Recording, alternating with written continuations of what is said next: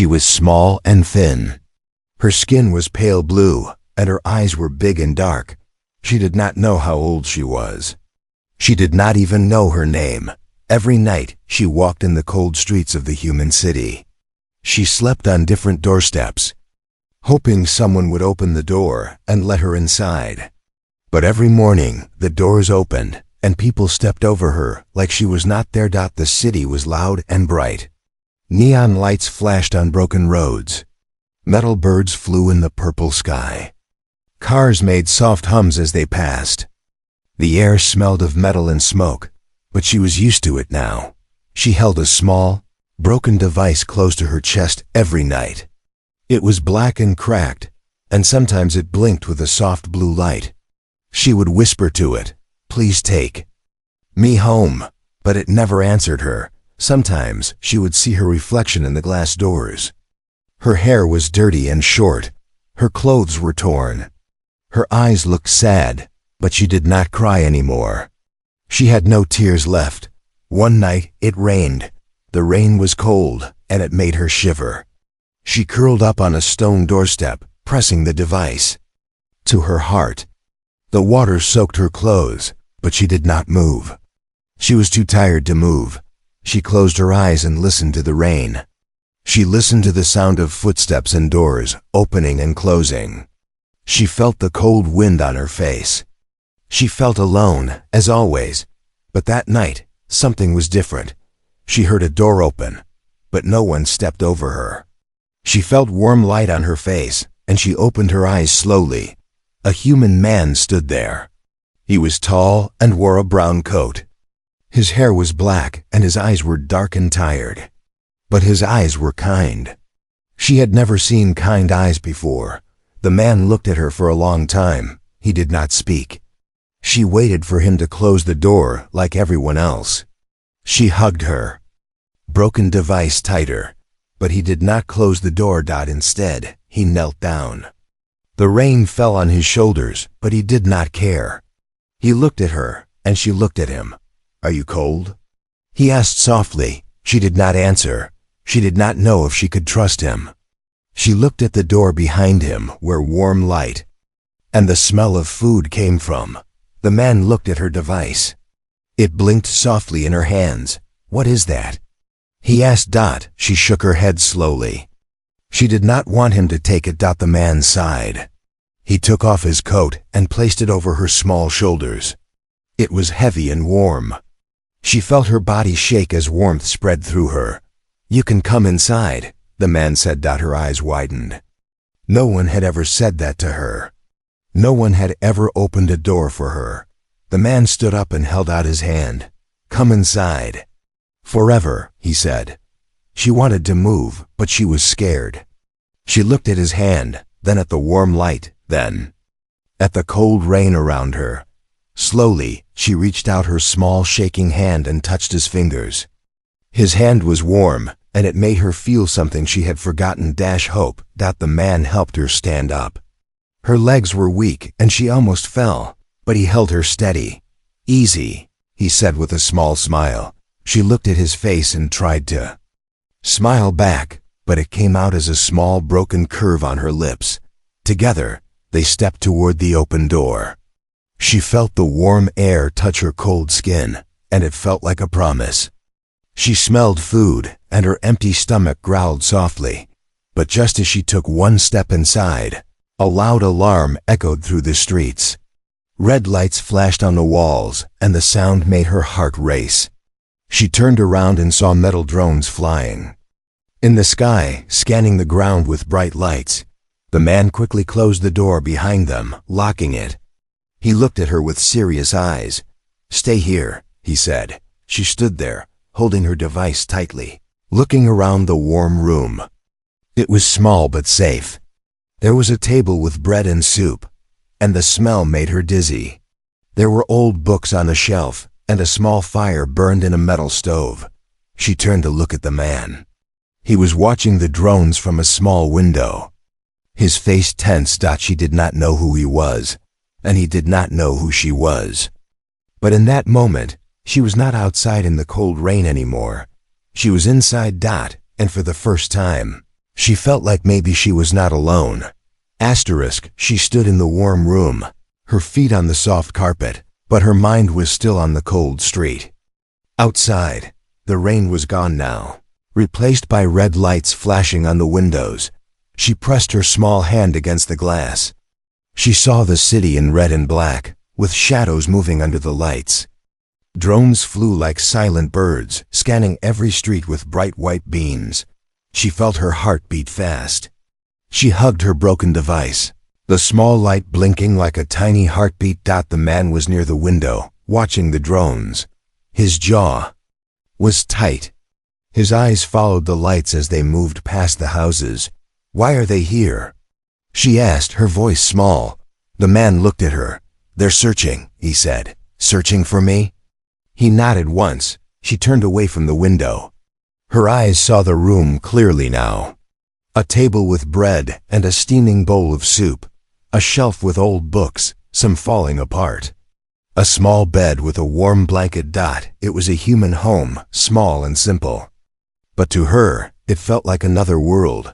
The smell of the soup made her stomach hurt. She could not remember the last time she ate something warm. "Sit down," the man said. She sat on the floor, her eyes never leaving the door. The man placed the bowl in front of her. "Eat." She looked at the soup. The steam touched her face, warm and soft. Her hands shook as she lifted the bowl and took a small sip. It was the best thing she had ever tasted. She ate in silence. But the alarms outside did not stop. The man sat across from her, watching her, but also listening to the alarms. "What is your name?" he asked. She looked up. "I don't have one." He did not look surprised. "Then what do you want me to call you?" She thought for a moment, then held up the broken device. "They called me Unit 5 before," the man frowned. "That is not a name." She looked at him confused. "What is your name?" "David," he said. She repeated softly, "David." The device in her hand blinked again, brighter this time. A soft hum came from it, and she looked down, scared. David stood up quickly. "What's happening?" "I don't know," she whispered. The device made a small click, and then a blue light shot out from it, forming shapes in the air. A map appeared, floating above their heads. Stars, lines, circles. One red dot blinking. In the darkness, David's eyes widened. That's the outer colonies." She stared at the red dot. It pulsed slowly, like it was alive. "That is where they took my people," she said, her voice almost breaking. David looked at her, then back at the map. "You're not just a lost child, are you?" She hugged the device close, the map flickering. Between them, outside, the alarms grew louder. Heavy boots marched on the streets. Drones hovered, scanning the houses one by one. David moved to the window and pulled the curtain down. "We can't stay here," he said. She looked up at him, her eyes wide and scared. "Where will we go?" David looked at the map again, then at her. "We will go there," he said, pointing at the red dot. "Why?" she asked. David took a deep breath.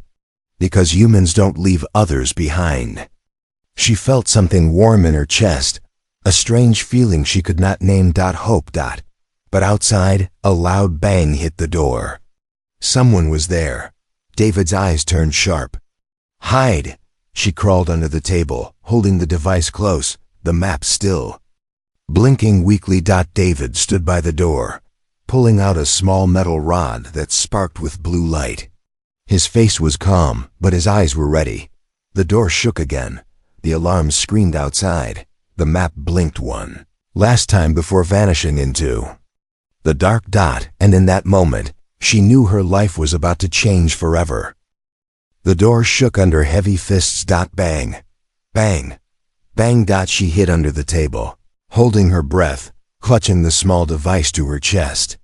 It felt warm now, pulsing softly like it was alive. David stood by the door, holding the metal rod that sparked blue light. His eyes were calm, but his shoulders were ready, like a soldier remembering old wars. "Stay quiet," he whispered. Outside, the alarms screamed.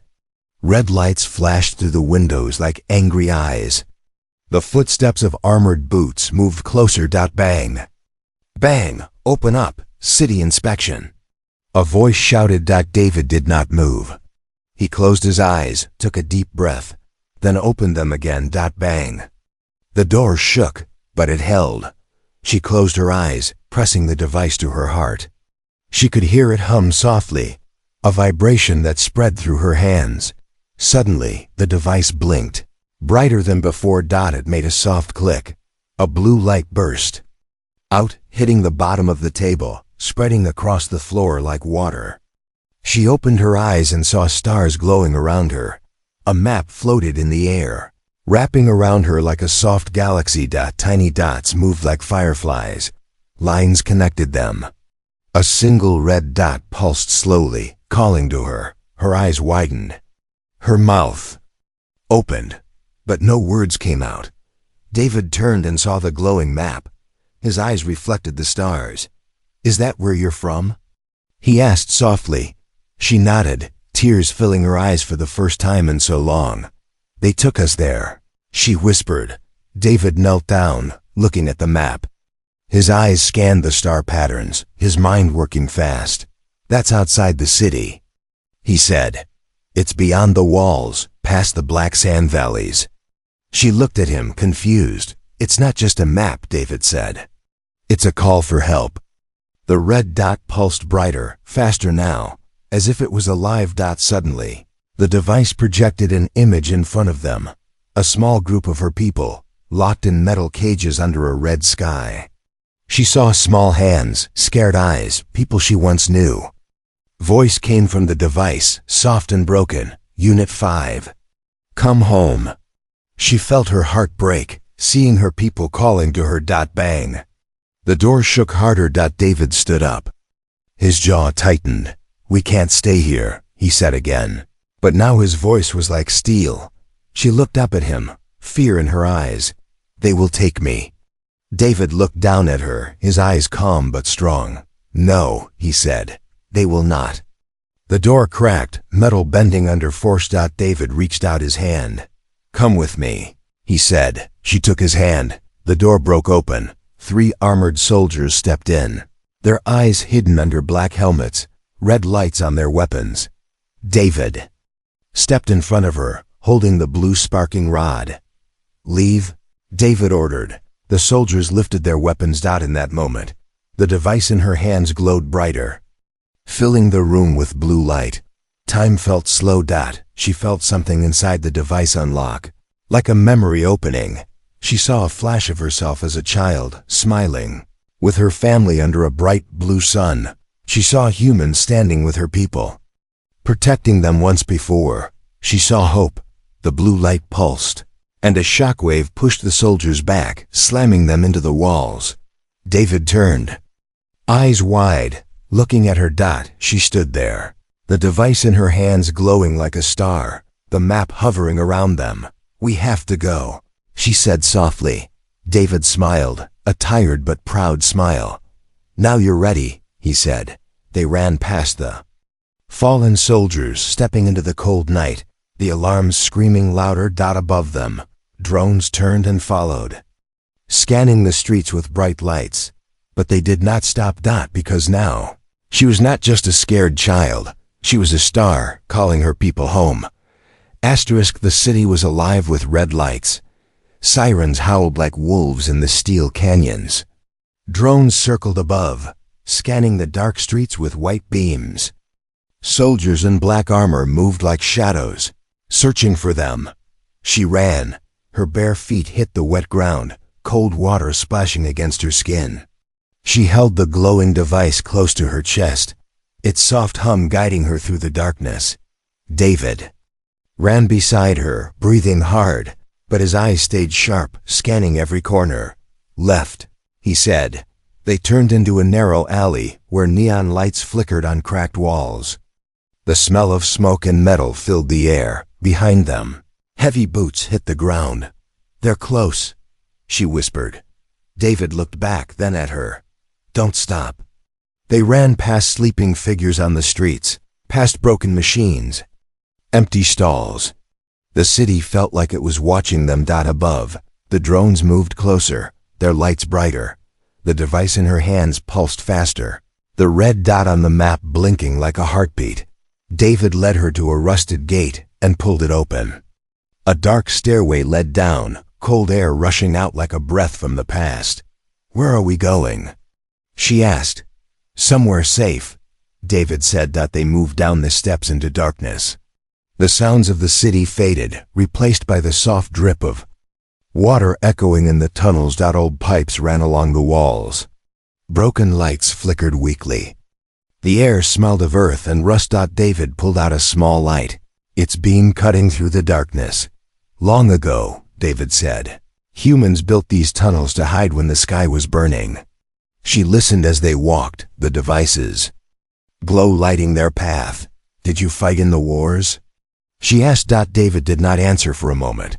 "Yes," he finally said, his voice quiet. They walked in silence. She could hear his footsteps, steady and calm, and it made her feel safe. The device pulsed again, brighter. They reached an old steel door with faded letters on it. David placed his hand on the scanner, and the door hissed open. Warm air rushed out. Inside was a hidden hangar, deep under the city. Old ships rested in the dark, covered with dust and memories. She looked around, her eyes wide. It was like a graveyard of stars. David led her to a small black ship. Its surface was scratched, but its engines glowed softly, waiting. "This ship is old," she said softly. David smiled. "Old, but it still flies." He opened the hatch, and warm lights turned on inside. She stepped in, feeling the hum of the ship under her feet. It felt alive. David moved to the controls, pressing buttons. Lights flickered. The engines rumbled, growing louder. She sat down, holding the device. The map appeared again, the red dot brighter now, calling to her. "Are we going there?" she asked. David nodded. "We will find your people." She felt tears in her eyes, but she wiped them away quickly. The engines roared, and the ship lifted from the ground, dust and old papers flying in the air. Suddenly, the alarms in the hangar screamed. The sensors blinked red. "They found us," David said, his eyes sharp. She looked through the window and saw black armored soldiers rushing in, weapons ready. Drones hovered, aiming their lights at the ship. The hangar doors were still closed. David pressed buttons. "Hold on." The engines glowed brighter, shaking the ship. A loud bang hit the side of the ship. She fell, grabbing a seat, holding the device close. Soldiers fired, red lights flashing across the hangar. David looked at her, his voice calm but firm. "Do you trust me?" he asked. She looked into his eyes, seeing fire and hope. "Yes," she whispered. David pulled a lever. The ship's engines roared like thunder, and the hangar doors exploded open, light pouring in. The ship shot forward, past the soldiers, past the drones into the open night sky. The city shrank below them, lights turning into small stars. She felt the weight lift from her chest. She felt the cold sky around her, but inside the ship, she felt warm. David looked at her, smiling. "Ready to find your people?" he asked. She looked at the glowing device, the map floating above them, the red dot blinking like a promise. She nodded. "Yes." And together, they flew into the dark sky, leaving the cold city behind, toward the stars, toward hope, toward freedom. Space was quiet. After the noise of the city, the sirens and the gunfire, the silence felt heavy. She sat by the window, watching the stars pass by. They looked like cold diamonds in a sea of black. Each star made her wonder if her people were looking at the same sky, waiting. David was at the controls, checking the ship's systems. His eyes moved across the screens, but sometimes he would look back at her and give a small nod, reminding her she was not alone. The small device rested in her hands, glowing softly. The map floated above it, showing the blinking red dot. She touched the dot with her finger, and the map zoomed in. showing a planet with a red sky and dark mountains. Is that where they are? She asked. David turned his chair, looking at the map. Yes, he said. That's the colony they took. She looked at the planet. It felt so close, yet so far. David stood and walked to her, kneeling down to her level. Are you ready for... What comes next? He asked softly. She looked into his eyes. They were tired eyes, but they were honest. I am ready, she whispered. Suddenly, the lights in the ship flickered. The hum of the engine changed, a soft vibration shifting into a low, strange sound. David's eyes narrowed. He stood up and checked the controls. Hold on, he said. The map above her device glitched, lines shaking, stars blinking out. David? She called, fear rising in her voice. David did not answer. His hands moved over the controls, trying to stabilize the ship. Then, outside the window, something moved. A shadow in space. It was not a ship, not exactly. It was like a dark cloud, shifting and alive. Blocking the stars, she felt the device in her hand grow cold. The glow fading. The shadow outside moved closer, wrapping around the ship like smoke. What is that? She whispered. David looked back at her, his face serious. It's a hunter. The ship shook as the shadow touched it, lights flickering, alarms beeping. The hunter moved like liquid darkness, shifting shapes as it crawled over the windows. It had no eyes, but she felt it was looking at her. She held the device close, closing her eyes, trying to hide. David pressed buttons quickly, trying to break free. But the engines roared and then choked. Listen to me, David said, his voice calm but firm. Don't let it touch the device. The shadow pressed against the window, and for a moment, she saw a face in the darkness, pale and twisted, with empty eyes. The device in her hands began to glow again, fighting the cold. The shadow hissed, the sound crawling into her mind. She felt a voice, not speaking with words, but pressing into her thoughts. Give it to us. You do not belong here. She opened her eyes, tears falling down her cheeks, but she held the device tighter. No! She shouted. The device flashed with blue light, cutting through the darkness. The shadow screamed, pulling back from the ship, leaving black marks on the windows. David took the chance, pressing a blue button. The engines roared back to life, pushing the ship forward. The shadow chased them, but the ship was faster, flying through the blackness, leaving the hunter behind. The lights inside the ship steadied, and the engine hum returned to normal. She fell to her knees, breathing hard, the device still glowing in her hands. David knelt beside her, placing a hand on her shoulder. You did it, he said softly. She looked at him with tired eyes, tears drying on her face. It tried to take it, she whispered, looking down at the device. David nodded. It will try again. They know we're coming. She looked back at the window, seeing the stars return. The shadow far behind. She wiped her tears with the back of her hand. Let them try, she whispered. David smiled, a small, proud smile. Together, they turned to the map again. The red dot pulsed, brighter now, waiting. And in the quiet of space, they moved closer to the place where hope still lived. Asterisk. The red planet grew larger in the window. She pressed her hand against the glass, feeling the cold as she stared at the swirling red clouds. Dark mountains cut through the sky like sharp teeth, and rivers of black sand moved in slow waves below. The device in her hand glowed brighter, the map showing her people trapped on this harsh world, waiting. David stood by the controls, silent. Focused. Outside, lightning flashed in the clouds, red and black mixing like fire and ash. This place is alive, she whispered. David glanced at her, nodding. Yes, it's angry, but it's waiting for us. As they entered the atmosphere, the ship shook, fire dancing outside the windows. The engines roared, the ship fighting against the planet's gravity. She closed her eyes, gripping the seat. The device's hum steady in her hands. A memory came, clear and sharp, her mother's voice, calling her name in the wind. Stay strong. Her eyes opened, a tear falling, but her face was calm. The fire outside faded, replaced by dark clouds and flashes of lightning. The ground came into view: black sand, sharp rocks, and cages made of steel and light, where her people were trapped. Device in her hands pulsed, and the map zoomed in, showing one cage glowing brighter. "There," she said, pointing. David nodded, adjusting the controls. "Hold on."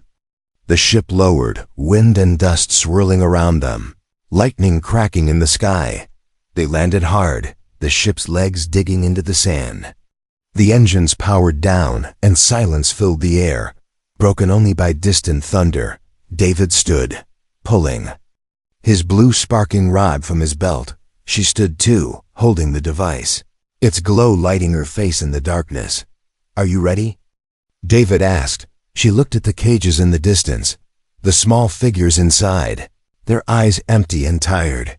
"Yes," she whispered. David opened the hatch, and the wind rushed in, hot and dry, carrying the smell of ash. They stepped onto the black sand, the storm around them like a living thing. Lightning flashed again, and in that light, she saw them. Tall figures in dark armor stood between them and the cages, their eyes glowing red, weapons in their hands. The hunters' soldiers. David raised his rod, blue sparks dancing around it. She held the device higher, its glow fighting the darkness. The soldiers did not move, but she felt their eyes on her. The wind screamed, pulling at her hair and clothes. But she stepped forward. 1 step, 2 steps. The device pulsed, and a wave of blue light spread across the sand, reaching the cages. The figures inside looked up, their eyes catching the blue light, hope flickering for the first time.